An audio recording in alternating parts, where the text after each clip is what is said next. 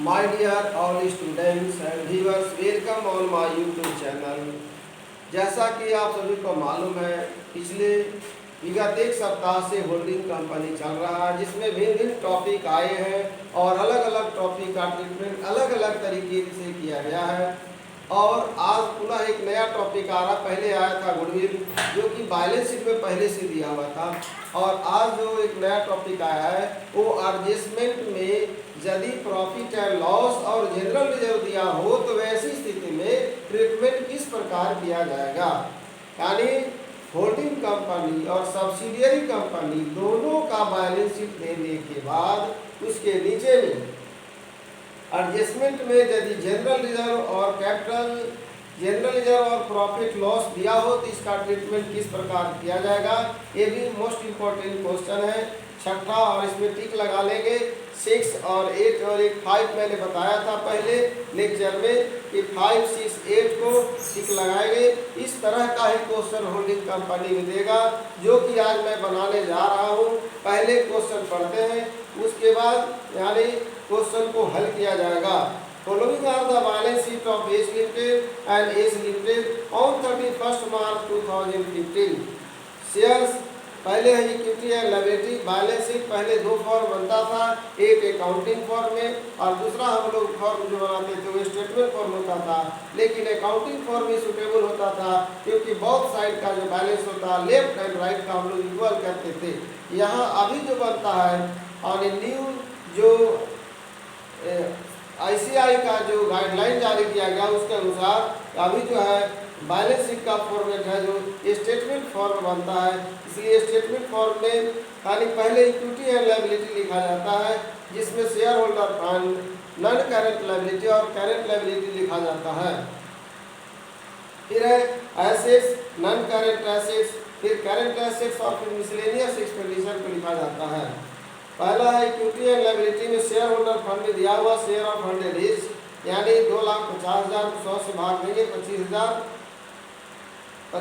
Share आएगा।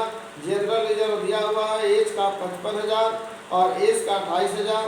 Balance of statement of profit 6,500 दिया हुआ है एच लिमिटेड का, और एच लिमिटेड का 20,000 दिया हुआ है। क्रेडिटर दिया हुआ है एज का 22,500 यानी क्रेडिटर दोनों कंसोलिडेटेड बैलेंस शीट में जाएगा। एच लिमिटेड का जो कैपिटल होगा बैलेंस शीट में दिखाया जाएगा, जनरल रिजर्व उसका भी बैलेंस शीट में दिखाया जाएगा। स्टेटमेंट ऑफ प्रॉफिट प्लस उसमें जो हमारा रेवेन्यू प्रॉफिट आएगा, दोनों को मिलाकर बैलेंस शीट में हम लोग कंसोलिडेटेड प्रॉफिट का के हेड शीर्षक के अंतर्गत लिख करके दिखाएंगे। आगे बढ़ते हैं। Other non current asset, fix asset दिया हुआ है, ये भी कंसोलिडेटेड बैलेंस शीट में कंबाइंड जाएगा, दोनों को जोड़कर दिखाएंगे। आगे बढ़ते हैं। यानी इसमें दिया हुआ है 750 share in H limited at cost 95,000, 750 share खरीदा है 95,000 में। अब सवाल उठता है कि यहाँ जो कंट्रोल रेशियो ज्ञात किया जाएगा, कंट्रोल रेशियो ज्ञात करने का जो तरीका होगा यहाँ स्पष्ट में दिया हुआ है कि 90% खरीदा है कि 10% 50% खरीदा है, इस तरह का इंस्ट्रक्शन नहीं है। तो कंट्रोल रेशियो 750 यानी 1 लाख कैपिटल है, 100 से भाग देंगे, नंबर ऑफ शेयर्स आएगा। नंबर ऑफ शेयर्स आने के बाद जो परचेज शेयर किया गया है उसको घटा दिया जाएगा। Then after we calculate control ratio. आगे बढ़ते हैं, यहाँ तक पहुँच चुके। The shares of H limited were acquired by H limited, the shares of H limited were acquired by H limited, H limited के द्वारा 1 अप्रैल 2014 को ही खरीद लिया गया, 1 अप्रैल 2014। और which date general reserve and credit balance of statement of profit and loss were are as follow 22,000 and 2,000 respectively. उस समय general reserve और प्रॉफिट लॉस का जो है 2,000 रुपया दिया हुआ था।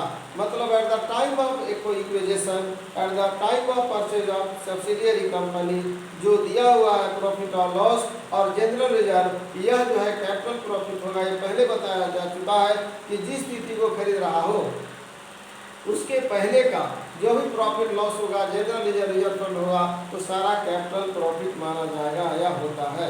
आगे बढ़ते हैं।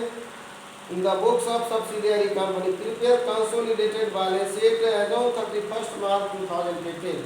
ये हो गया, खरीदा है 1 अप्रैल 2014, यानी 1 अप्रैल 2014 का इसका जो है फाइनेंशियल ईयर स्टार्टिंग हो गया और एंडिंग हो गया 31 मार्च 2015। अब हम लोग क्वेश्चन को हल करेंगे। क्वेश्चन नंबर 8 है, इससे ज़्यादा क्रिटिकल क्वेश्चन नहीं देगा। क्वेश्चन कुछ एक आध टॉपिक और बच रहा है, पहले हम लोग सारा वर्किंग नोट्स करेंगे। 1 नंबर में तो इसमें कंट्रोल रेशियो निकालना होगा। नंबर 1 वर्किंग नोट्स करेंगे।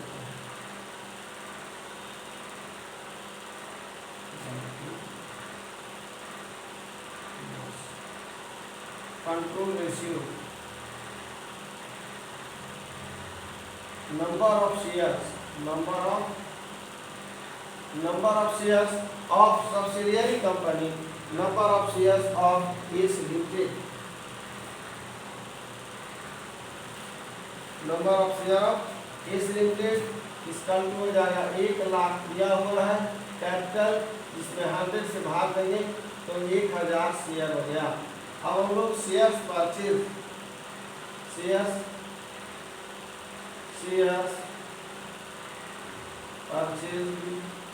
Bye holding company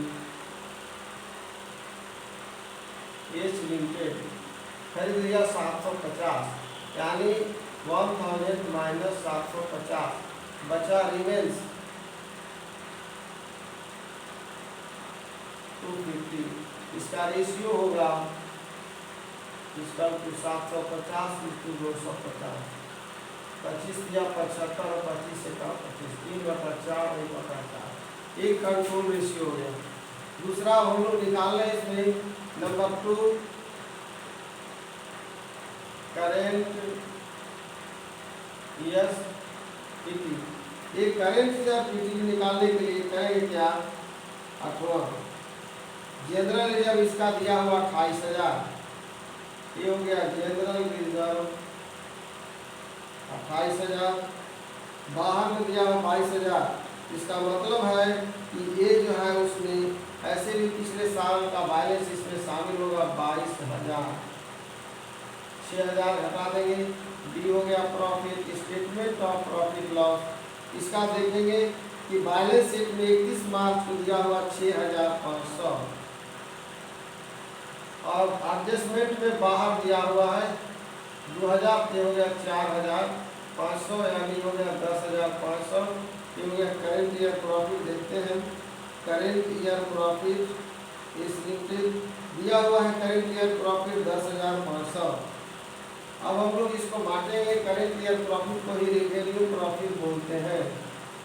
revenue profit यानी पहले हो गया 3/4 पूरे 10,500, 4 × 8 2 पर 25, 4 × 6 24, 1 पर 10, 4 × 8 4 पर 24, 25 दिया 75 और 3 से 18 का 7875। ये हो गया रेवेन्यू प्रॉफिट एच लिमिटेड। अब हो गया एच लिमिटेड। इसको हम लोग कैलकुलेशन ऑफ कैपिटल रिजर्व और गुडविल में जाएंगे, लिखेंगे इसको 1/4 गुने आ गया 10,500, 10,500 काटने के बाद वही आया 4 × 8 ऊपर 5 4 से 24 26 25। अब हम लोग निकालेंगे तीसरा कैपिटल प्रॉफिट।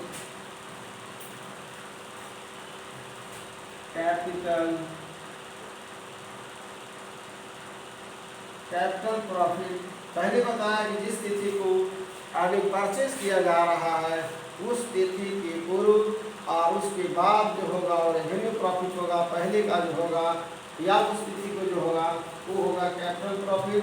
तो सबसे पहले हम लोग लिख रहे हैं जनरल रिजर्व जो कि 22,000 यहाँ घटाए हैं। दूसरा हो जाएगा स्टेटमेंट ऑफ प्रॉफिट लॉस, ये हो गया 2,000, 22 हो गया ये 24,000।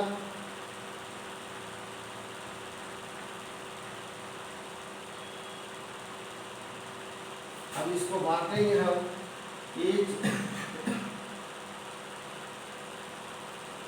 3/4 गुने हो जाएगा 24,000, तो 4 × 6 24 6 दिया 18, इसलिए 1/4 गुने 24,000 4×6 = 24 आ गया 1800।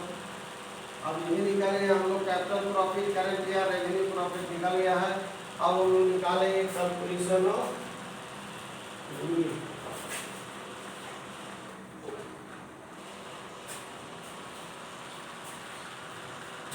2 3 4 निकालेंगे हम लोग calculation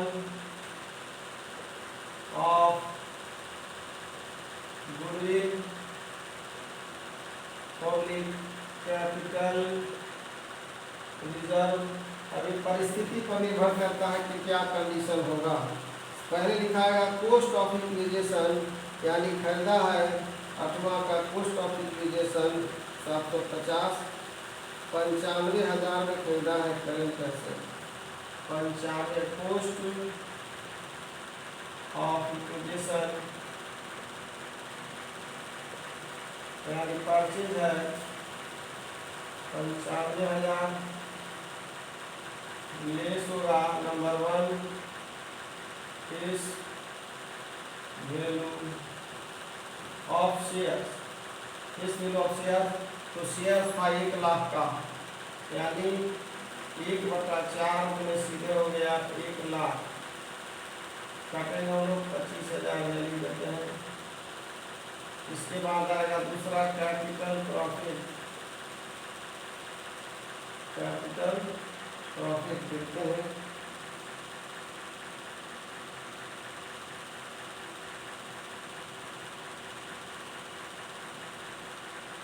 capital profit 25,000, capital profit 6,000 इसका है, इस लिमिटेड का है, यानी कैपिटल प्रॉफिट भी नहीं आएगा। इस लिमिटेड ये जाएगा मिनिमम इंटरेस्ट में, ये इंटरेस्ट में इसको हम लोग दिखाएंगे। इसका हो गया 18,000 कैपिटल प्रॉफिट जो है, क्योंकि होल्डिंग कंपनी, और यहाँ भी गलती लिखा गया क्योंकि 3/4 यहाँ होल्डिंग कंपनी का लिखाता है, होल्डिंग कंपनी।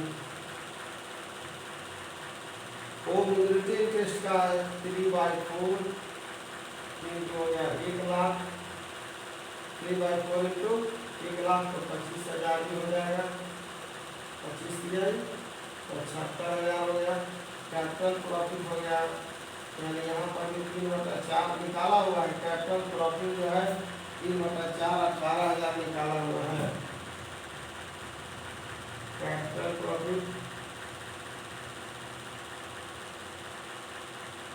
93,000, कैपिटल प्रॉफिट कितना हो गया 93,000।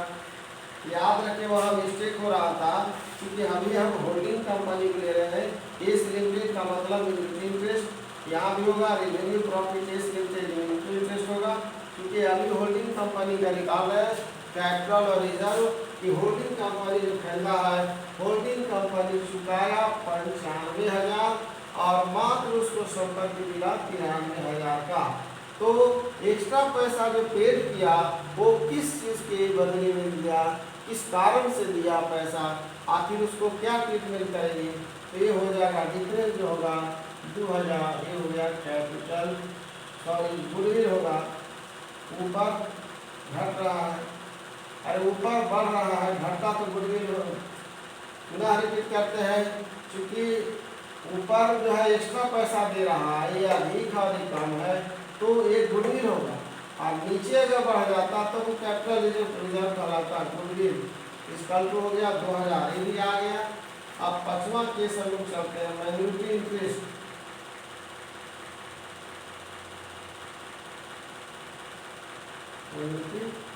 इंटरेस्ट इस कल को इंटरेस्ट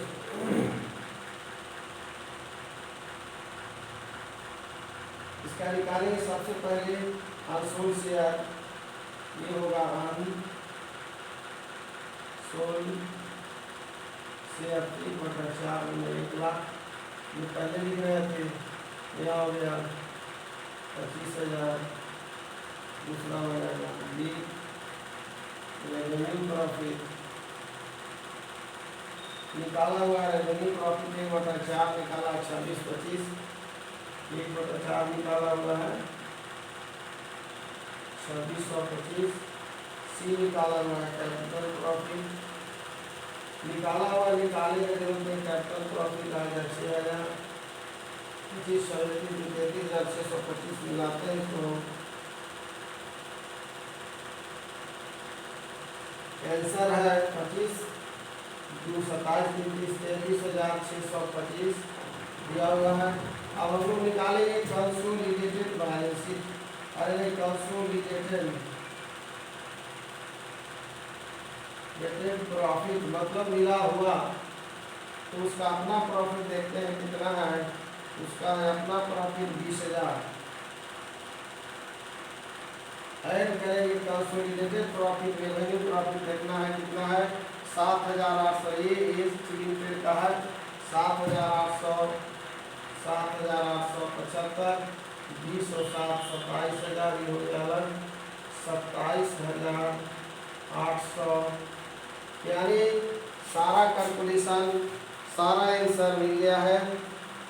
बस एक याद रखेंगे कि जो बाहर का दिया हुआ है, जो एडजस्टमेंट में दिया हुआ है, वो करेंट ईयर का प्रॉफिट में इंक्लूड है, क्योंकि कभी भी पिछले साल का प्रॉफिट अलग नहीं लिखा हुआ, अलग रहता है, तो भी हम लोग इसको पिछले साल का मानकर कैपिटल यानी प्रॉफिट लेते। तो 22,000 घटाए 28,000 में आया 6,000। ये है कि प्रॉफिट लिखा हुआ है 6,500 है। अच्छा हुआ देखिए 65,000 दिख रहा था, 6,500 घटा 2,000, 4,500। करेंट ईयर का प्रॉफिट 10,500। इसी को रेवेन्यू प्रॉफिट कहते हैं। इसका निकालिए एज लिमिटेड का 3/4 कितना आ गया। एज लिमिटेड का ये मेन इंटरेस्ट में जाएगा और एक कैलकुलेशन ऑफ गुडविल में जाएगा। कैपिटल प्रॉफिट याद रखें, यहाँ पर कैपिटल प्रॉफिट यानी ये जो रेवेन्यू प्रॉफिट है ये मिलिट्री इंटरेस्ट में जाएगा। और इसका मैंने बताया कि एज लिमिटेड यहाँ पर है रेवेन्यू प्रॉफिट, वो कैलकुलेशन ऑफ गुडविल में नहीं जाएगा, बल्कि कंसोलिडेटेड प्रॉफिट में यहाँ दिखाया गया है। कैपिटल प्रॉफिट केवल आएगा यहाँ कैलकुलेशन ऑफ गुडविल में। तो देखेंगे पहले जनरल रिजर्व इतना दिया हुआ, ये दिया हुआ 26,000। अब इसमें हम होल्डिंग कंपनी का कितना होता है 18,000 यहाँ लिख दिए। और एज लिमिटेड का है 1/4 6,000। अब ये 18,000 को देखें यहाँ लाए होंगे 75, 18 93,000 हो गया, यानी ऊपर वाला बढ़ गया, ज़्यादा देना पड़ा। तो किस चीज़ का दिया, गुडविल का अमाउंट दिया है। अब है मिलिट्री इंटरेस्ट, जो अनसोल्ड शेयर का ही मतलब जो नहीं खरीदा उसको अनसोल्ड बोलते हैं, जो नहीं बिका या नहीं लिया वो हो गया unsold, that is unsold share ना। यानी दो share which have been not taken by holding company इस पर हो गया अनसोल्ड शेयर, ये हो गया 25,000, 1/4 हिस्सा नहीं लिया था। फिर रेवेन्यू प्रॉफिट यानी ये दिया हुआ है 1/4 यहाँ निकाला हुआ था 26-25। फिर तो कैपिटल प्रॉफिट का 1/4 पार्ट है जो 6,000। टोटल मिलाकर के हो गया ये, यानी सारा कैलकुलेशन अब केवल बैलेंस शीट ही रह गया बनाने के लिए, वो कंसोलिडेटेड बैलेंस शीट इसके बाद हम बनाते हैं।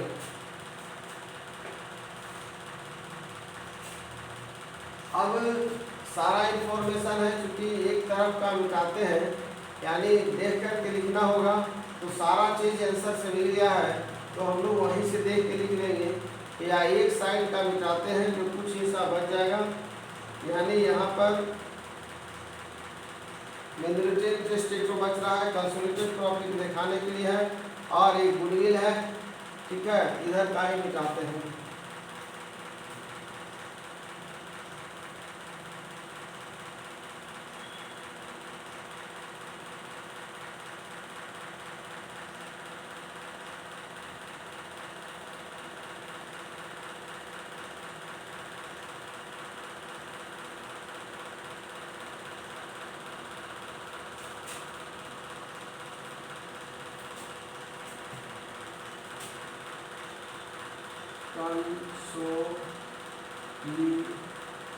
consolidated balance sheet of each limited and S limited as on 31st March 2015.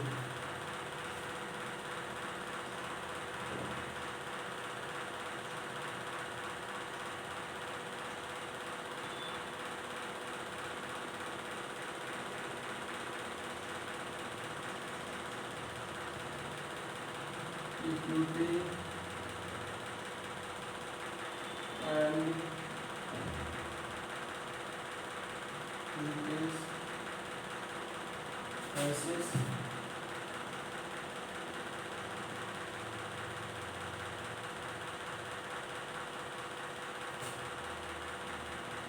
सबसे पहले आएगा शेयर होल्डर फंड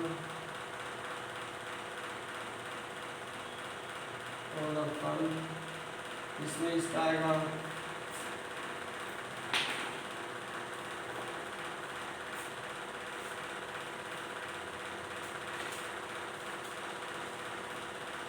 अपना आएगा 2 लाख यानी 2500 शेयर 2500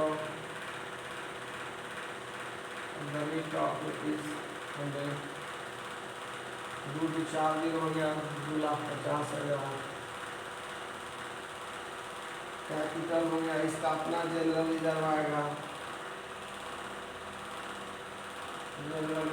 इसका जनरल रिजर्व है 55,000 इसका अपना आएगा होल्डिंग कंपनी का हम लिख रहे हैं अभी अब प्रॉफिट है यानी यहाँ लिखेंगे कंसोलिडेटेड प्रॉफिट जो कि निकाला हुआ 27,875। इसके बाद इंटरेस्ट यहाँ से लेकर आएंगे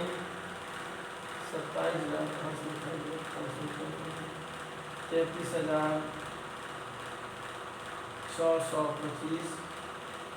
अब यहाँ कुछ लिख नहीं रहा डिवेंचर ऐसे लिख दे रहे फॉर्मेट में नॉन करंट लायबिलिटी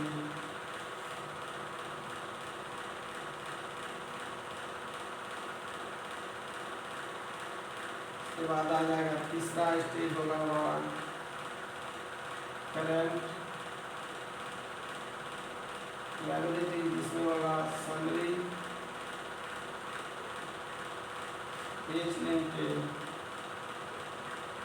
और एज लिमिटेड का एज लिमिटेड का देखते हैं कितना है करीब 22,500 20,000 42,500 इसको जोड़ेंगे हम लोग 3,05,000 27,875 36,625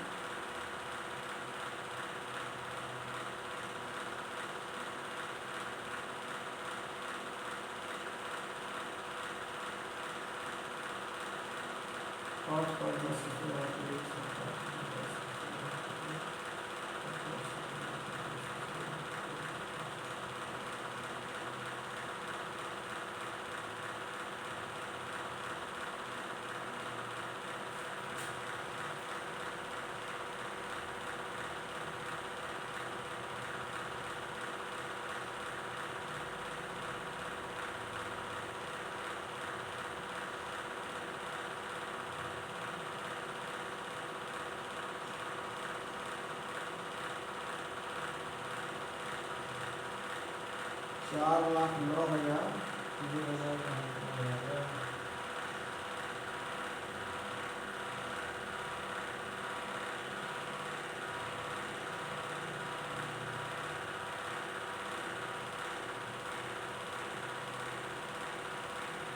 जो गलती होगा चेक करते हैं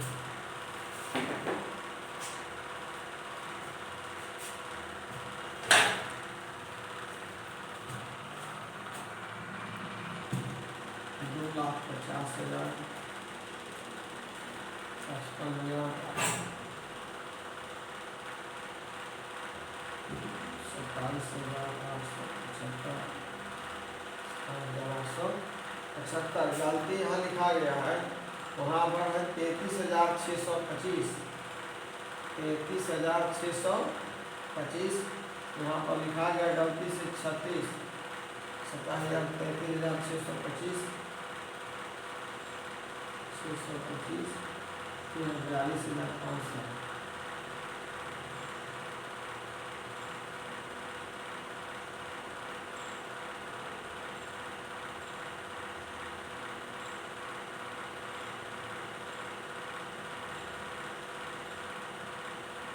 चार लाख 9,000,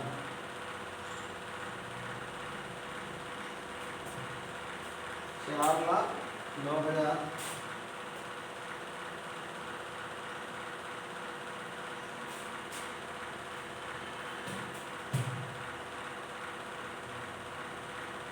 हम लोग लिखेंगे non current assets, non current assets.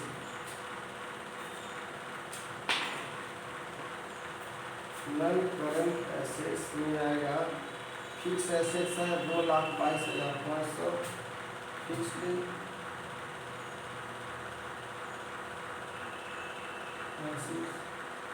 इसका होगा इसका 2,22,000, 2,22,500, 2,22,500, 1,20,500 500 भी आ गया, 42,000, 42,000। इसके बाद आएगा हमारा करेंट एसेट्स है 30,000 और 34,500 करेंट। दूसरा करेंट एसेट्स है, दोनों को जोड़ देते हैं एच लिमिटेड और 30,000 और 34,500, 30,000 और 34,000, 30 और 34, 64,500। गुडविल ऊपर में ही लिख देते हैं फिक्स एसेट्स के साथ, जगह नहीं होने के कारण हम नीचे लिख देते हैं, या गुडविल यहाँ भी लिख सकते हैं हम लोग। ये है नॉन करेंट एसेट्स, गुडविल 2,000,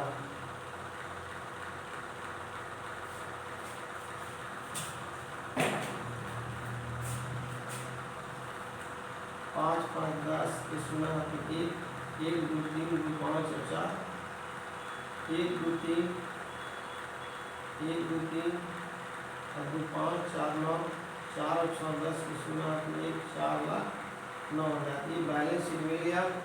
और इसी तरह का क्वेश्चन जो है परीक्षा में पूछेगा। सबसे पहले यानी क्वेश्चन में वर्कआउट करना होगा एक एक टॉपिक। नंबर 1 शुरू करेंगे कंट्रोल रेशियो, दूसरा आगे पीछे भी हो सकता है, करंट ईयर प्रॉफिट निकालिए, उसके बाद रेवेन्यू प्रॉफिट हो गया, कैपिटल प्रॉफिट हो गया, उसके बाद कैलकुलेशन ऑफ कैपिटल और गुडविल, कैपिटल रिजर्व और गुडविल निकलेगा, उसके बाद मिनिमम इंटरेस्ट, फिर consolidated balance sheet consolidated profit इस तरह से ज्ञात किया जाएगा। कंसोलिडेटेड का मतलब मिला हुआ जो पहले का एच लिमिटेड का प्रॉफिट था, और जो रेवेन्यू प्रॉफिट में जो हिस्सा मिला उसको तो मिटा दिया गया है।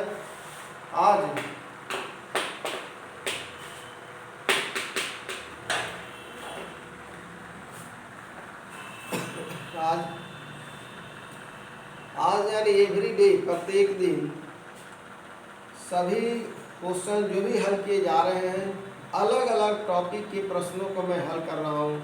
आज जो भी प्रश्न हल किया गया है वो भी एक नया ही टॉपिक था, जिसका कि एडजस्टमेंट में प्रॉफिट लॉस और जनरल रिजर्व दिया हुआ था। तो उसका हम लोग ट्रीटमेंट किस प्रकार करेंगे, यानी 2 जगह हम लोग किए थे, एक बार यानी करेंट ईयर के प्रॉफिट में घटाए थे और दूसरे बार कैपिटल प्रॉफिट में। यानी याद रखना है कि यदि एडजस्टमेंट में दिया हो तो उसका ट्रीटमेंट हम लोग यानी उसका उपचार, उसका यूज, उसका उपयोग 2 जगहों पर करते हैं। आज मैं होल्डिंग कंपनी का जो क्वेश्चन नंबर 8 को हल किए और उसके बाद 1 2 4 जो भी क्वेश्चन इंपॉर्टेंट होंगे उसे हल कर दिया जाएगा। मैं आज अपने लेक्चर्स को यहीं पर एंड करते हुए अपने स्टूडेंट्स, व्यूअर्स और जो चैनल से जुड़े सभी लोग हैं जो देखना पसंद करते हैं या देखते हैं, सभी को मैं बहुत बहुत धन्यवाद देता हूँ।